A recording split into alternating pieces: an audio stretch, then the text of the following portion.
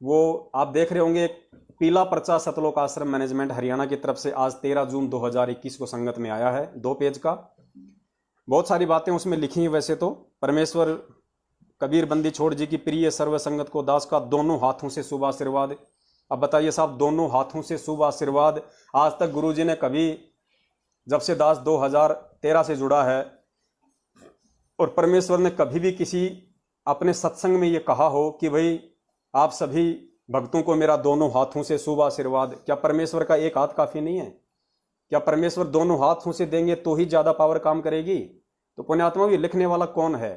ये क्यों ज्ञान विरुद्ध इस तरह की बातें लिख रहे हैं? संगत को बरगलाने के लिए, संगत को भावुक करने के लिए, संगत को भ्रमित करने के लिए कि दोनों हाथों से आशीर्वाद। अब दोनों हाथों से कोई ज्यादा आशीर्वाद हो जाएगा क्या पुण्यात्माओं?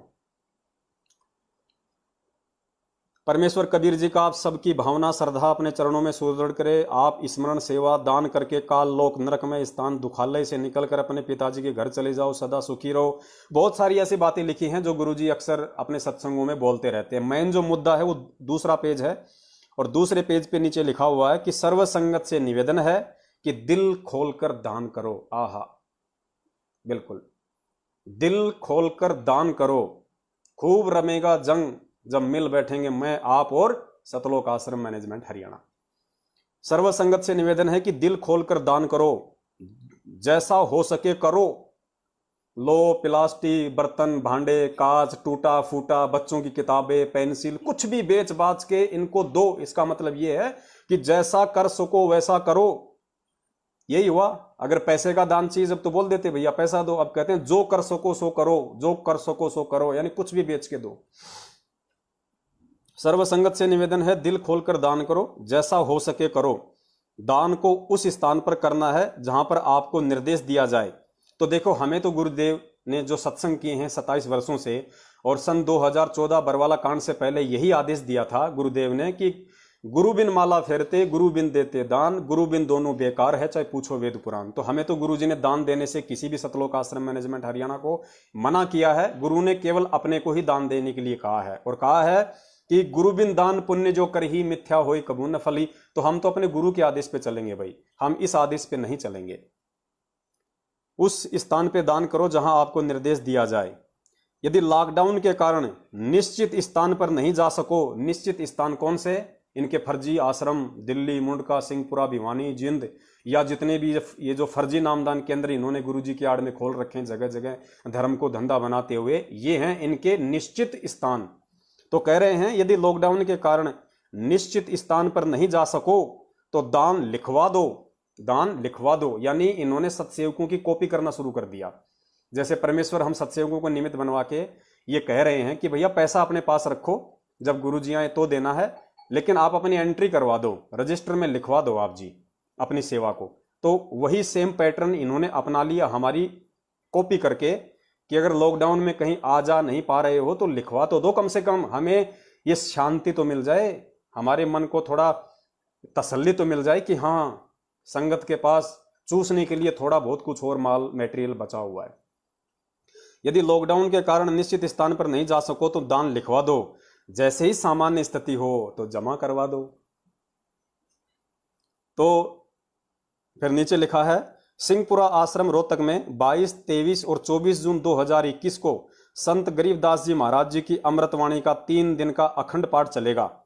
किसी भी भक्तात्मा को रोहतक सिंहपुरा आश्रम में पाठ के समय नहीं आना है। क्यों नहीं आना भाई?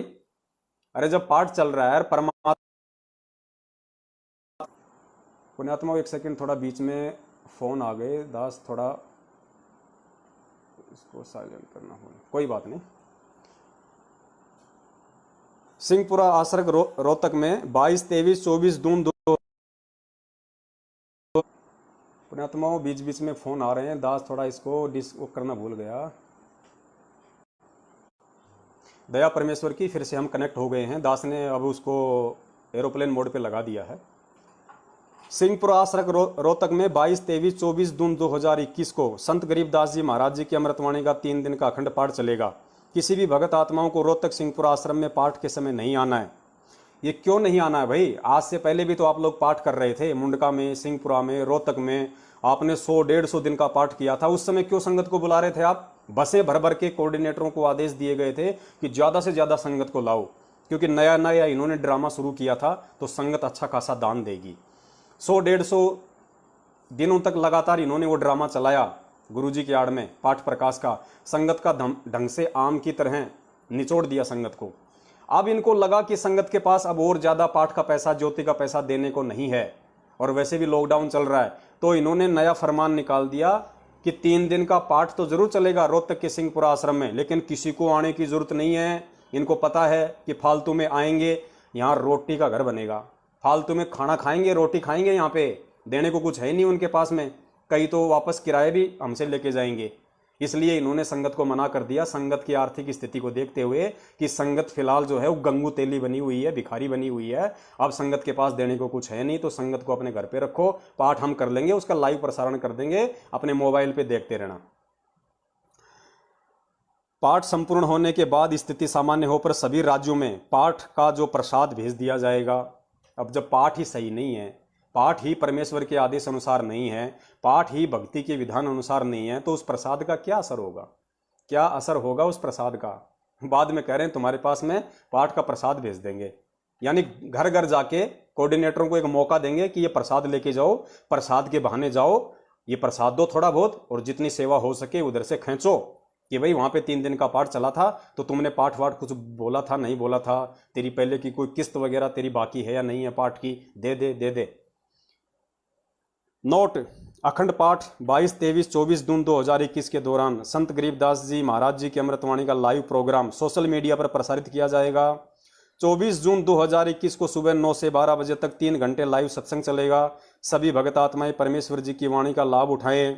अब 24 जून को कबीर प्रगट दिवस है, इन्होंने कोई जिक्र नहीं किया किसी प्रकार का, पुण्यात्माओं इन्होंने किसी प्रकार का कोई जिक्र आज के संदेश में कबीर प्रकट दिवस का नहीं किया कि मनाना है या नहीं मनाना है, वरना ये लोग 2 महीने पहले ही ड्रामा खड़ा कर देते हैं, क्योंकि इनको अच्छे से पता है कि धरती पे वो कबीर आज साक्षात जिंदा रूप में सतगुरु रामपाल जी महाराज जी के रूप में प्रकट हैं, और सतगुरु देव जी ने सत्सेवकों को निमित्त बना के सैकड़ों की संख्या में वीडियो बनवा दिए हैं कि हमने आज ये महामूर्खता नहीं दर्शानी है, ये अंधता हमने नहीं दर्शानी है। जब वो जिंदा कबीर सतगुरु रामपाल जी महाराज जी के रूप में हमारे सामने साक्षात प्रकट है और 8 सितंबर 1951 को धरती पे प्रकट हो चुका है, तो हम 650 साल पुरानी उसी कबीर की कागज की फोटो का प्रगट दिवस क्यों मनाएं?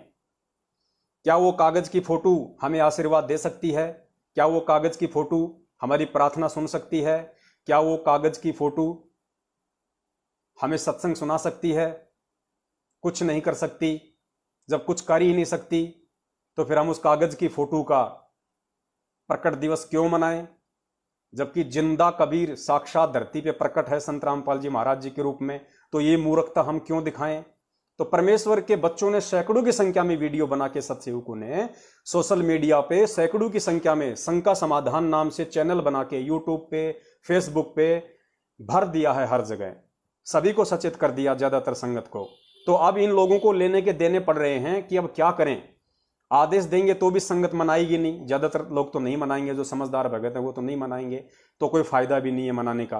तो अब इनको शर्म आने लगी है, तो अब ये कबीर प्रगट दिवस मनाने का सार्वजनिक तौर पे आदेश नहीं दे रहे हैं। तो ये दया है आप और हम सभी पे उस परमपिता परमेश्वर जी की, जिन्होंने आप और हम सबको सद्बुद्धि बख्शी है पुण्यात्माओं इस परमेश्वर को पहचानने की।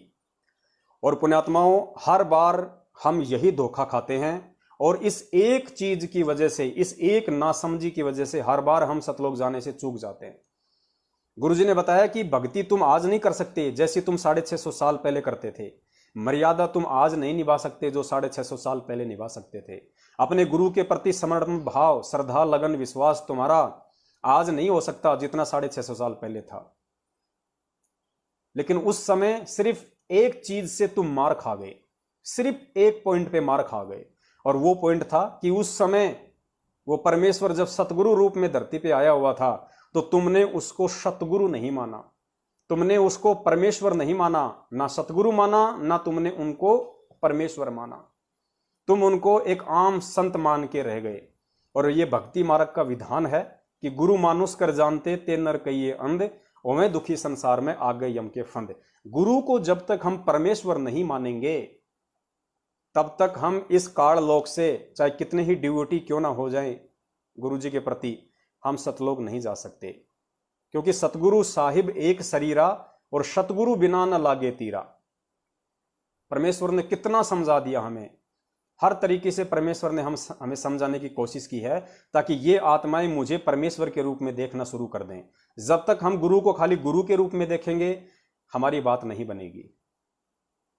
क्योंकि परमेश्वर कहते हैं गुरु गोविंद दो नहीं भाई, और जो दो समझेगा वो दोजक में जाई, वो नरक में जाएगा, जो अपने गुरु को और परमात्मा दोनों को अलग अलग समझेगा।